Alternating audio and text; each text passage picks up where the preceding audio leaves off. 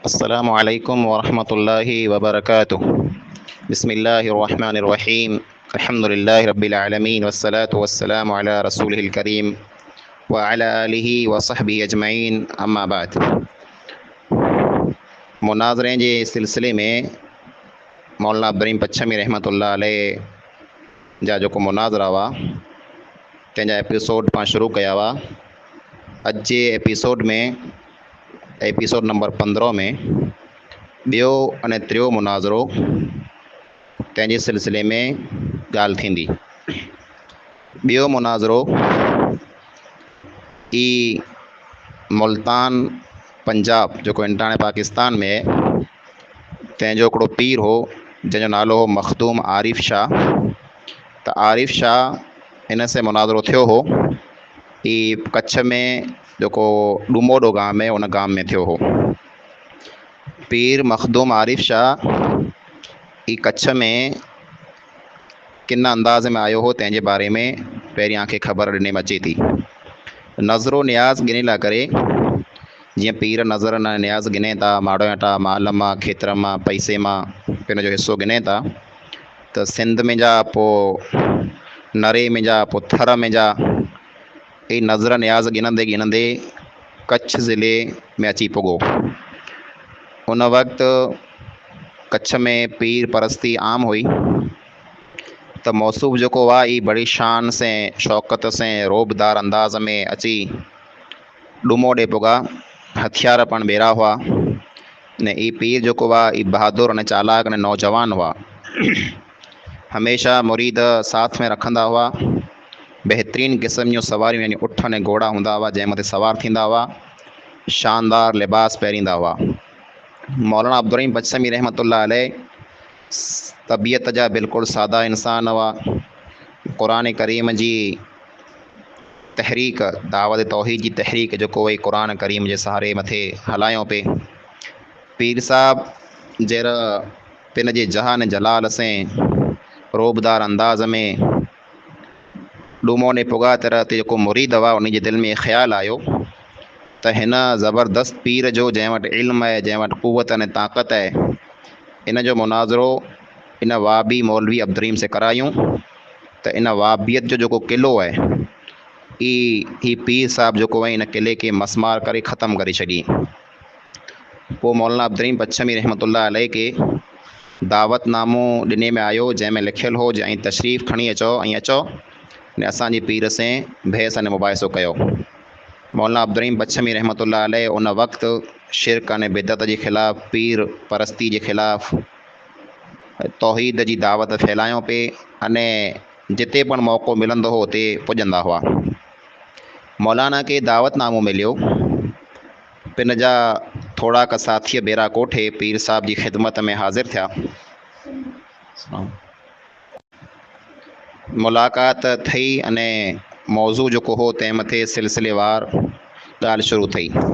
ने मौज़ू जेको हो उहो गैरुल्लाह जे नाले मथे ज़बाह करणो, अल्लाह खां सवाइ ॿिए कंहिंजे नाले मथे जानवर वग़ैरह ज़बाह करणो, तंहिंजे सिलसिले में ॻाल्हि थिए वारी हुई। अने ॿियो हो पीर जो नालो गिनणो, पीर जो नारो हणणो, यानी पीर के हाज़िर नाज़िर समझी करे पीर वटा मदद गिरणी या पीर या कुतुब या गौस, इन तरह जा अल्फाज़ अने नारा हणणा। ने ईअं जो हिकिड़ो ॿई वस्तु रोट हो, यानी 11 जे नाले मथे अटो गे अने खन मड़े मिलाए करे मलीदो तयारु करणो, जंहिंखे रोट चवंदा हुआ। त ई मड़े खियणु जाइज़ आहे की न, तंहिं मथे मुनाज़रो थिए वारो हो। मौलवी अब्दुर्रहीम पच्छमी रहमतुल्लाह अलैह जेको पीर जो नालो गिनी करे नारो हणे में अचे थो या पीर खे पुकारे में अचे थो, तंहिंजो रद्द कयूं जे ई जेको आहे ई गैरुल्लाह के यानी अल्लाह खां सवाइ ॿिए कंहिंखे पुकारणो आहे। अने गैरुल्लाह के पुकारण जेको आहे सही न आहे। अल्लाह ताला फरमाए थो व अन्नल मसाजिद लिल्लाहि फला तदउ मा अल्लाहि अहदा, जे मस्जिदूं जेको अल्लाह जा घर आहिनि त अल्लाह जे साथ ऐं ॿिए कंहिंखे पण न पुकारियो। इन आयत जी रोशनीअ में अल्लाह खां सवाइ ॿिए कंहिंखे पण पुकारणो हराम आहे। अने रोट जेको खएं था त फरमायूं हुर्रिमत अलैकुमुल मैततु वद्दमु वलहमुल खिंज़ीर वमा उहिल्ल लिगैरिल्लाहि बिही, जे आ मथे मुर्दार हराम है अने खून जो सीर जो वही निकिरे ई खियणु हराम है। खिनज़ीर यानी सूअर जो गोश्त हराम है। अने ईअं जो अल्लाह खां सिवा ॿिए कंहिंजे नाले मथे ज़बाह करे में अचे उहो पण खियणु हराम है। पोइ इन क़िस्म जूं ॿियूं क़ुरान जूं आयतूं ऐं हदीसूं मौलाना पेश कयूं अने पीर साहिब खे बिल्कुलु घिरे लाथऊं। पीर साहिब लाजवाब थी विया। उन जेको मौज़ू हो उन मथां हटी विया, हेॾा होॾा जूं ॻाल्हियूं कयूं। ત્યારે मौलाना अब्दुर्रहीम पच्छमी साहब चयो पीर साहिब ऐं पिंड खे संभालियो। क़ुरान जी जेको सची वाट आहे उन वाट मथे हलो। अरब जेको हूंदा हुआ जेको लात मनात अने हुबुल जी पूॼा कंदा हुआ ऐं उन खां बचो।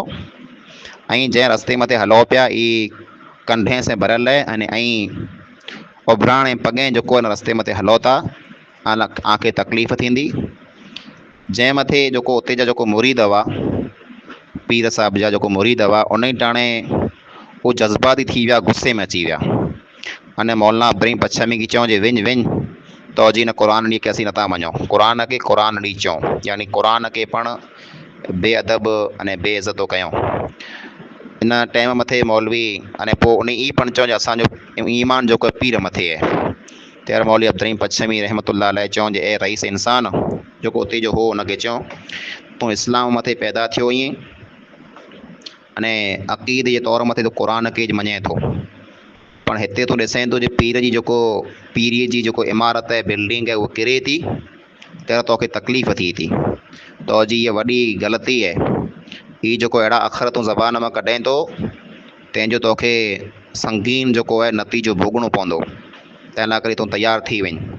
क़ुरान खे क़ुरान ॾींहुं चए थो, क़ुरान जी जेको बेअदबी कई थो को मामूली वस्तु न आहे। को पण मुस्लमान हिन वस्तु खे सहन की न कंदो अने तोखे तकलीफ़ ॾिसणी पवंदी। पोइ जरा इहा ॻाल्हि ॿोल वधारे वधी वई तर उते जा जेको समझदार माण्हू हुआ उन चयूं जे हाणे वधारे पिन में बहस न कयो, इन वस्तु खे ताईं ख़तमु कयो न त पंहिंजे समाज मथे खोटो असरु पवंदो। अने हाणे जेको मुनाज़रो आहे तहरीरी थींदो यानी लिखित में थींदो। मौलवी अब्दुर्रहीम पच्छमी अने पीर साहिब जेको आहे पिंड में लिखित में मुनाज़रो करे लाहींदा ने साम्हूं साम्हूं वेही करे मुनाज़रो पाण था कयूं। मौलवी अब्दुर्रहीम पच्छमी रहमतुल्लाह अलैह इन वस्तु खे मंज़ूर कयूं अने पीर साहिब खे अने पोइ ई पण चऊं जे हिन पीर खे क़ुरान जी आयतें सां त मूं अहिड़ो धकु खयो आहे जे सिधो हियानो वेंदो अने मुल्तान में वञी करे साहु खणंदो तंहिंसे विच में किथे की न उभियंदो। पीर साहिब चई जे आऊं सवारे आंखे बांधे ते मिलां थो, उते पंहिंजो तहरीरी मुनाज़रो लिखित में मुनाज़रो थी वेंदो। मौलाना अब्दुर्रहीम पच्छमी चयो बांधो करो, तूं कंहिं ॻोठ में पण हाणे की न उभियने, पण आउं तंहिं हूंदे तुंहिंजो इंतज़ारु कंदुसि, तूं अची ज बांधे ते पाण मुलाक़ात कयूं। पण पीर जेको हो चालाक हो, उठ मथे सवार थियो अने रातो राति ऋण पार करे ऐं सिंध में जा साम्हूं रवानो थी ने वञी मुल्तान भुॻो। पुठियां थोरा ॾींहं रही करे पिंड जे ॿी मुरीदें खे हलाएं मौलवी साहिब वटि, मौलवी अब्दुर्रहीम पच्छमी वटि उहो आया अने पीर साहिब जी जेको तहरीर वई जेको लिखियलु वई लिखित में जेको मुनाज़रो उहो खणी आया। पोइ मौलवी अब्दुर्रहीम खे चऊं जे ऐं पिंड जी तहरीर लिखी ॾियो ने क़ुरान आऊं मुल्तान वञी करे उहानो जवाबु लिखी आंखे हलाईंदुसि। मौलाना अब्दुर्रहीम पच्छमी रहमतुल्लाह अलैह हिकिड़ी तहरीर लिखित में लिखी ॾिनो अने उन ॿिन्ही मुरीदें खे ॾेई ॾिनो। हू ॿ मुरीद जेको पीर जवा मौलाना अब्दुर्रहीम पच्छमी रहमतुल्लाह अलैह वटि पैगाम खणी आया हुआ, उन खे मौलाना अब्दुर्रहीम पच्छमी पिंड जी तहरीर पढ़ायूं। त उन जरा पढ़ी लाथऊं त मौलाना खे चऊं जेकी हाणे लिखिया आहियां उहो बिल्कुलु ॻाल्हि सची आहे, असीं मञूं था, पण असीं त पीर साहिब जा नौकर आहियूं, असीं कीअं नथा करे सघूं।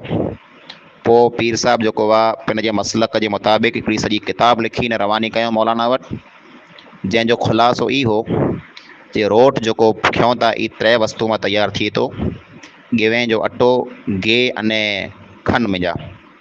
ई 3 वस्तु हराम न ई हलाल आई, त इन वस्तुअ खे गॾे करे जेकॾहिं पाण रोट बनायूं त ई पण खियणु हराम न ई हलाल आहे। इन में जा ख़बर पए थी जे पीर साहिब जी जेको इल्मी सलाहियत हुई उहो केतिरी हुई। ही त पाण मञूं था जी इहे वस्तु जेको रहियूं 3 हलाल आई, हराम न आई, तंहिंमें कीअं शक न आहे, कीअं इख़्तिलाफ़ न आहे, पण इहे वस्तु जरा गैरुल्लाह जे नाले मथे अलाह खां सिवा ॿिए कंहिंजे नाले मथे खाराए में अचनि या खाधे में अचनि त इहे हराम थी वञे थियूं। पण पीर साहिब खे शायदि हिन जी ख़बर न हुई, पण ख़बर हुई त ॼाणी माणी हिन वस्तु खे लिकाए ने छिपाए ने माण्हुनि खे गुमराह कयईं।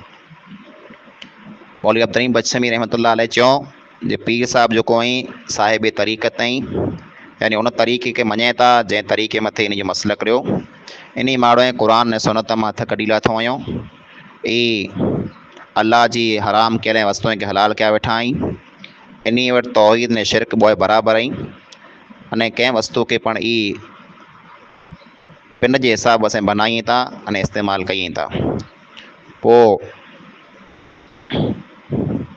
पीर साहब जे बारे में फरमायो जे पीर साहब जो कुराई चवनि था जे अल्लाह ताला त वॾो आहे, पण पीर जो मर्तबो ऐं दर्जो कीअं ओछो न आहे। यानी ई माण्हू पिन जे हिसाब सां पीर खे पण अल्लाह जे बराबरि बनाया वेठा आहिनि। पोइ ई मुनाज़रो जेको हलियो जवाब मथां जवाब आया, पण थियो ईअं जे ई पीर जेको हो ई बनी पछम छॾे अने हमेशह लाइ करे यानो वेंदो रहियो, न कॾहिं पण पाछो वरी न आयो। टियों जेको मुनाज़रो हो उहो सुथरी में थियो हो। अने उन मुनाज़रे जो इंशाअल्लाह अहवाल जेको आहे उहो अॻिले एपिसोड में मूंखे सुणाए में अचींदो। अस्सलामु अलैकुम वरहमतुल्लाहि वबरकातुहू।